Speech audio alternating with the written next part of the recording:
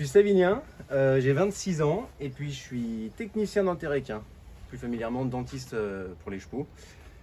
Ça va faire 3 ans. Je suis tombé dans le milieu des chevaux très jeune et puis j'ai connu le métier de dentiste quand j'étais tout gamin, j'avais 6 ou 8 ans et j'ai dit c'est ça que je veux faire.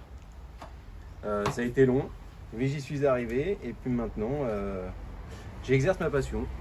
Les cavaliers, en fait, nous, on sait rien. C'est vraiment un truc qu'on connaît pas bien. Et donc, en vulgarisant un petit peu, c'est quoi les infos importantes? Comment ça marche? À quoi ça sert? Alors le cheval a déjà une particularité vraiment spécifique à lui, c'est qu'il est hypsodonte. C'est-à-dire que c'est un cheval qui a des dents qui poussent en permanence, entre 2 et 4 mm par an. Donc c'est important de le faire suivre. Pourquoi? Parce que, pour faire très simple, la mâchoire supérieure est plus large que la mâchoire inférieure. Le mouvement masticatoire il est jamais optimum. Donc du coup, on a ce qu'on appelle des surdents qui apparaissent. Et ça peut être blessant pour le cheval. Et puis surtout, c'est hyper douloureux. On peut avoir des belles blessures dans la bouche.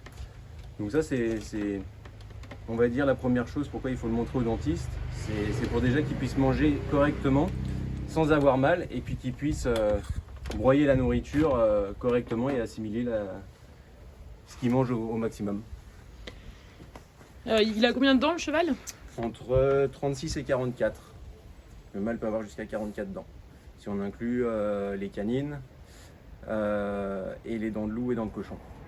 C'est quoi, les dents de cochon? C'est la même chose que les dents de loup mais en bas. Du coup, qu'est-ce que toi, dans ton métier, c'est quoi les problématiques en dehors des surdents que tu rencontres le plus? Des crêtes d'émail transversales qui sont excessives. En gros, c'est des crêtes d'émail, des liserés d'émail qui font que ça vient bloquer le mouvement masticatoire. Si on les laisse pousser davantage, on va avoir des dominances, donc des dents qui vont être plus grosses que les autres. Qu'est-ce qu'on va retrouver? On va retrouver des caries, souvent des caries d'infundibulum, qui sont liées à l'ouverture d'un cône, et la nourriture vient se mettre dedans et puis ronger les parties saines de la dent. Et après, ça peut aller bien plus loin, jusqu'à la fracture de la dent, jusqu'à des sinusites. On ne va pas rentrer dans les détails.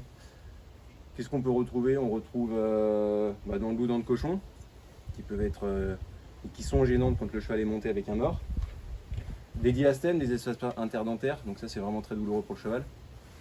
On a la nourriture qui vient se mettre entre deux dents et qui vient fermenter. Donc après on peut avoir une inflammation de la gencive et puis plus si jamais ça arrive à aller plus loin, comme la perte d'attachement de la dent due aux bactéries qui sont venues grignoter les ligaments.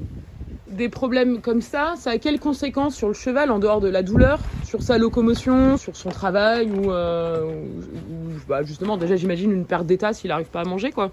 Oui, une perte d'état tout à fait. Le cheval il est malin, quand il a mal avec les surdents, il vient faire un pansement. Il vient se mettre de la nourriture entre les dents et la joue, du coup ça lui fait un pansement. Mais c'est une solution qui est à court terme, parce que derrière après il y a tout le processus cariogène qui rentre en route. Donc c'est pour ça que c'est important de le faire voir tous les ans au moins pour enlever les surdents. Travailler sur l'équilibre de la table dentaire. Et puis après, surtout dans la locomotion, ce qu'on peut avoir, les surdents peuvent empêcher le cheval un petit peu de tourner à droite ou à gauche. Surtout en plus s'il a une muserolle, on va lui demander de tourner à droite, et ça va venir tendre les muqueuses à gauche. Et donc du coup, ça va venir appuyer sur les surdents et le cheval peut être un peu réticent parfois.